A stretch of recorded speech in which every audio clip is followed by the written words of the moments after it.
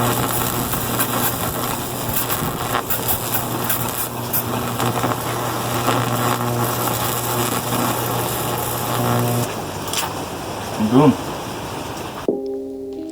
Well, welcome back to the garage. Oh, wait a minute. This isn't a car at all. Already sanded, as you can see. Today we are making a bed. I've got 4 posts here that are going to be the base of my son's bed, whose mattress is currently on the ground. Found a metal bed frame on the side of the road. The price of free. So, but picking this wood specifically, we're going to get into something interesting in a second. Woodworking might not be everybody's cup of tea, but I chose this wood very specifically. Pine Beetle. It's devastating.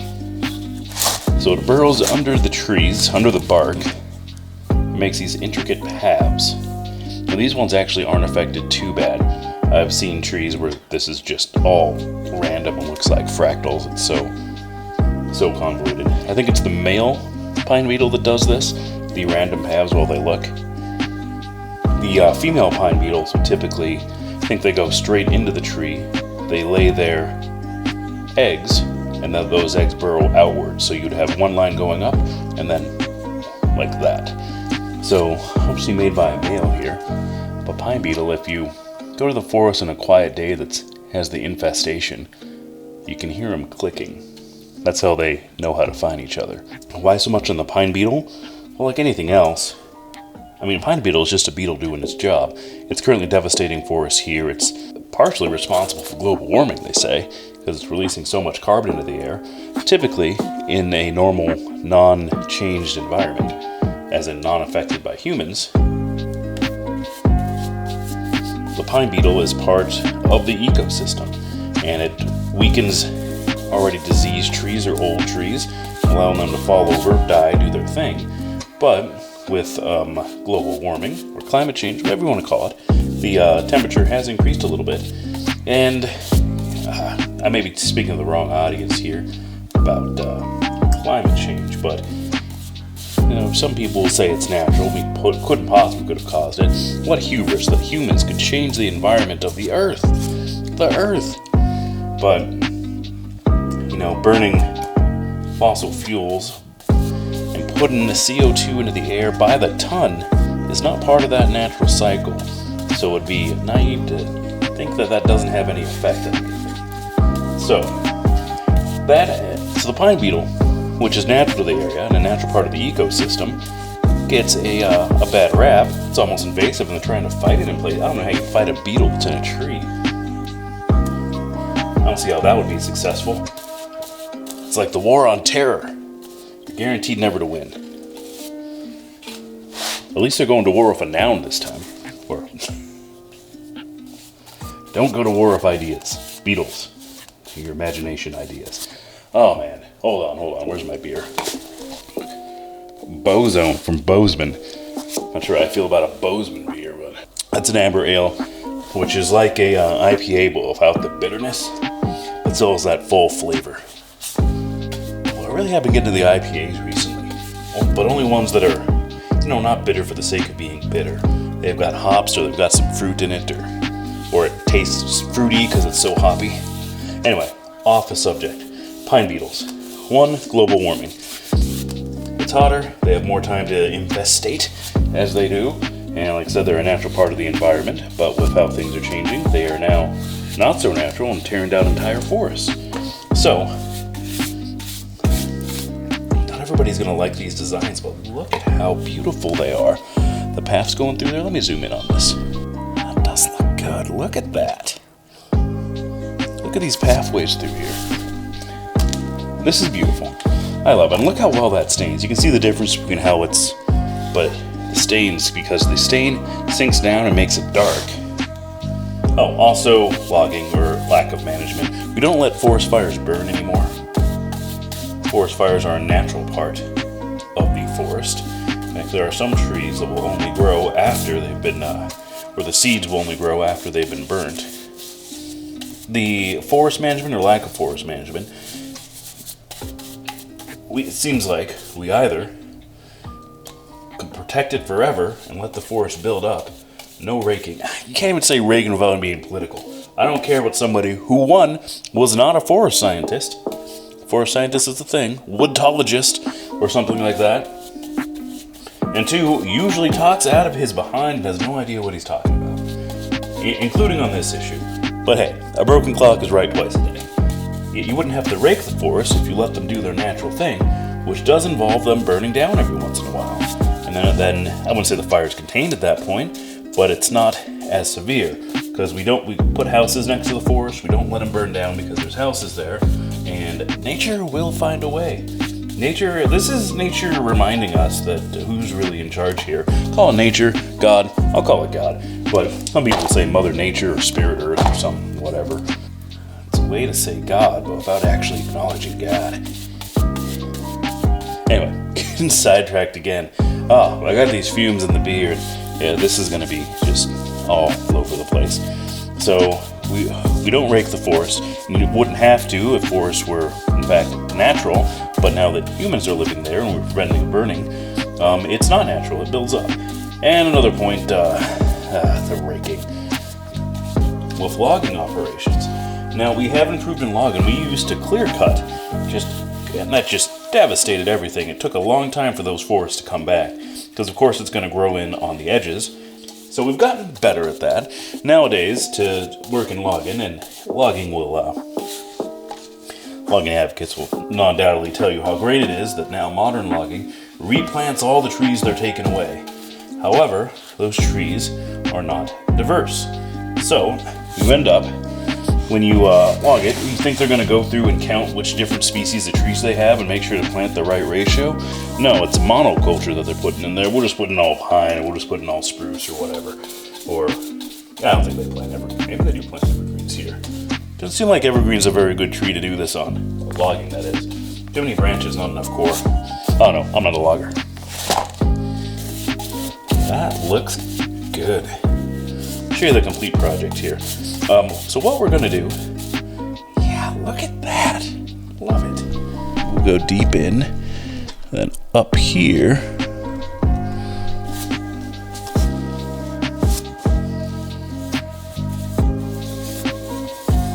Yeah, look at that. Now, I specifically did not do that good of a job on sanding, because I didn't want to grind these down. You could sand these all the way down so they wouldn't be apparent. But I specifically wanted to give them in because I like the look. Who else is going to like the look? The real wood people are going to lose their minds over this. But I like that random and that design. Maybe something to look at. Maybe it's something to do with autism. I don't know. So, if only there was a way to achieve this. So obviously, achieve this, I don't want to say not naturally. Yeah, it essentially is not natural. But to manufacture this, imagine the difficulty of somebody. I mean, you couldn't just randomly design this, paying a person to just go in with and just, I don't know, engrave it or something. You need the Beetles for that. The random movements, the beautiful, intricate designs. Inadvertent, I mean, the Beetle's just being a beetle. Okay, the point I'm making is, we made the beetle bad. The beetle's just around being a beetle doing beetle things, and it's our interaction with the beetle and the forest that has led the beetle to be the criminal. There's a way to manufacture it. And that's exactly what this entire video is about. Geez, I really gotten off some tangents here. We're gonna stay in wood. We're gonna make these same random, intricate designs. We're gonna use electricity. And we're not going to spend much money on it. So I have a friend that's been doing this and has actually had some tables on the market and I believe sold. And so I have recruited him to come show me exactly how this works. And for our tools, we're going to need a broken microwave. So we're going to take apart the microwave for the transformer. We're going to have a switch to turn it on and off. We're going to staple it on a board. We are going to spray a solution on it. You need electrolytes. It's what the wood craves. You have 2 points. You open up you close the circuit. Electricity goes zzz, and randomly gets to the to ground, as electricity wants to do. there's room for experimentation, and we will do plenty of that. What's the function of the capacitor here? I'm sure that it buoys the output and keeps it nominal. That is a huge transformer for such a tiny microwave. No, I was saying the one on my Magic Chef was very small. I don't think it'd be holding any voltage yet, do you? I don't think so. And the one that's going into where the fuse is probably the positive, right? Yes. Because see, we have an inline fuse here, too. Assume we don't care not for fuses? I don't think we care much about fuses. We should run it through a power strip. Got one right there, but I think it's just an on-off power switch, not an actual. I think we're coming out through here. Let me see this guy real quick. That was your input side. Yeah, that's input. So we just need to connect these to those bars the same way that they... Oh, there's multiple nuts. Go to the zip ties. This will make more sense. There's extra wires in here. Yeah, that's all to return stuff. So really we just have the two wires. One from here and one from... Well, this is, I'm gonna let you finish. But first, we spent a little bit of time trying to figure this thing out. And we got it working. You saw in the video clip. But, for the sake of being concise, I'm returning back to quickly show you how this works. Now, if you're questioning whether you should do this, the answer is no, you should not. It is, no, you should. But I didn't tell you that. Whatever happens to you, it says danger right in the thing. Right on the thing. And it's just a, regular, average, ordinary discharge capacitor. There was a capacitor, as you saw in the video. But, real quick, transformer. The input and output voltage, or the output voltage is a function of the windings. So if we look here, you can see we have pretty coarse windings there. Let's get a close-up of that. Yeah, pretty coarse. I don't know the count on that. So if we're taking 120 in, and if you... There's two coils in this. I believe there's some 12 volt for the internal electronics or whatever. That's what this wire is. Those wires come out this other side here for low voltage. Seemingly could be high current, but there's nothing taking high current. But this coil is the one we're looking at. See, it has a much thinner gauge wire and a much more of it, many more wounds. So it's going to be higher voltage. I mean, it does say right on the thing, high voltage. So, coming out on this side, the wiring on this is actually pretty simple. So, this has a nice convenient clip here, which might be confusing. Because we have two wires input, we've got full wave, but on the output, there's just a little peg there that's not connected to anything, and on this side, so what it's doing is taking our current, our high volt. I have no idea what this is. I would estimate 3. That's a very small gauge wire. I don't know, 3 to 4 times the amount of windings. You can see the difference there. So, oh geez, that 400 volts. I don't even know. You can Google this. Don't do this at home. This is not an instructional video. I was just really interested in how this works. So, you have your high voltage here, high voltage on this side, and you notice that we're only taking one wire. That doesn't make any sense. One wire out. And that is the, essentially our positive lead here. Put your clip on there. But, the negative lead comes from the ground. That is our negative lead, which is connected to our ground wire. Yeah, we made some effort to have some large gauge wire here. I think completely unnecessary because it is high voltage, low current, but whatever. And then you look at the size of that ground, the actual cable that came with the microwave. So for this I do not believe would work if I had a properly wired garage with a GFCI outlet. I think this current would come back through the ground and immediately trip. But that's the gist of this. Also, don't do this. Or if you did, you didn't learn it from me.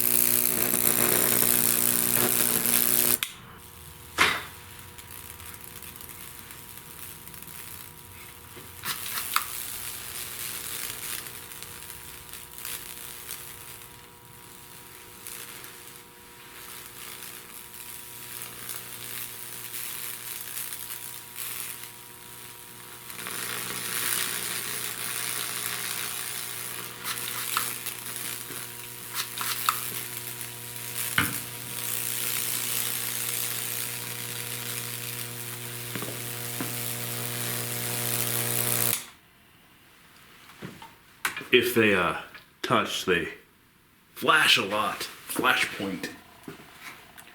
Beautiful, beautiful. Pull that up.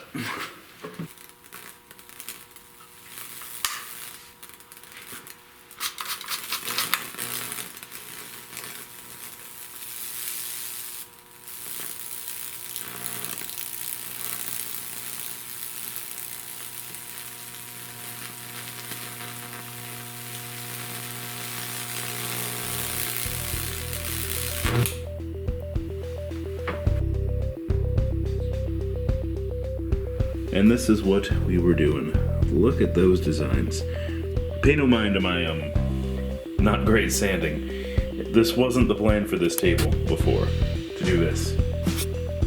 This table wasn't finished, and by the time my friend came over who had experience with this, it was not ready. I had, as you can see, sanded it not very well. But I'm hoping that we can cover up some blemishes, because we started on the table just because of what we had handy. We're just going to do this on some pine beetle infested stuff I had around.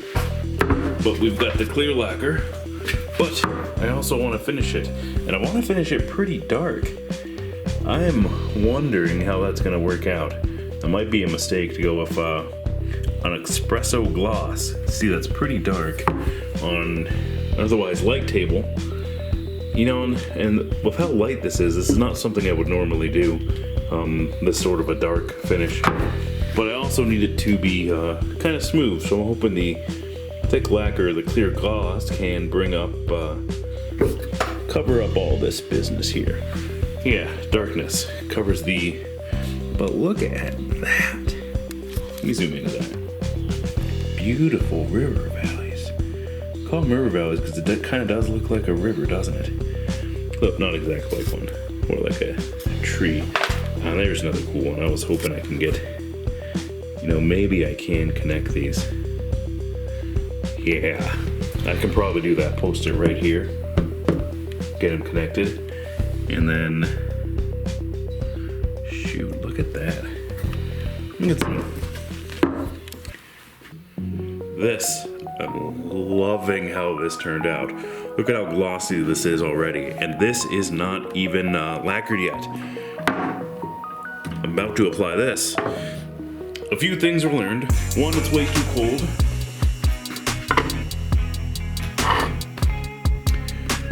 "40 degrees.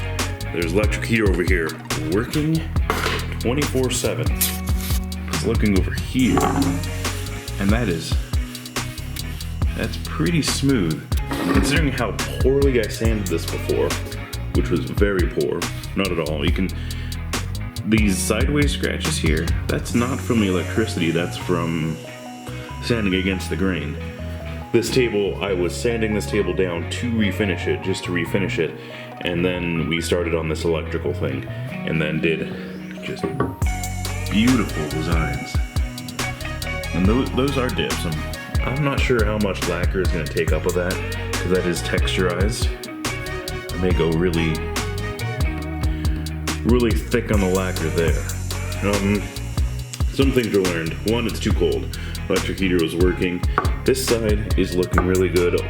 Moving further to over here, and you can see some orange peel going on. You can feel some orange peel. Whoa, man. Yeah, so maybe I should have had 2 electric heaters on this. But dang, look at that pattern. Pattern you can touch. And that's sealed in. It will be sealed in, which I think will make this an awesome kitchen table. Especially with the lacquer, so you don't have to worry about stuff getting in here. Hopefully we'll cover all that up or float that. Beautiful. Well, what to do now other than show you off the mistakes of the orange peel here. Yeah, you can see it there. We're going for imperfection. Art is imperfection. I hate perfection in art. Music included, also an art. Strive to make everything perfect. Whereas here, we're going to enjoy the imperfections. We're going to enjoy the randomness of the designs, of the fractal designs. Because looking in, you can see how deep that goes. That one's not the best example. Oh, Another cool ones here. Look how the current, how we're not contiguous here. How? I think we started probably from there. I'd have to look back, but here and then it spread out. And how it's seemingly almost completely random. Like ideally, like sometimes you can get it to go partially where you think. Like on this deep one here, I probably started with the grain. Generally I was going with the grain. I tried to go against the grain a few times and ended up with something like that, which was fun. But with the grain here, but then it just crosses the grain, does its own thing, goes off in these tiny fractal patterns. It's infinitely interesting. Well, how'd we get here? What am I gonna do now? Well, one, I'm gonna lacquer it. I don't know. Two, I'll probably take some pictures and do some, like, I don't know, get a camera that moves it back and forth and have some upbeat music here.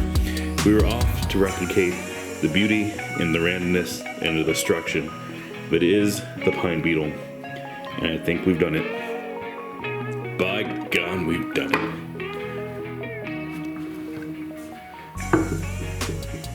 Yeah, I'm gonna lacquer it.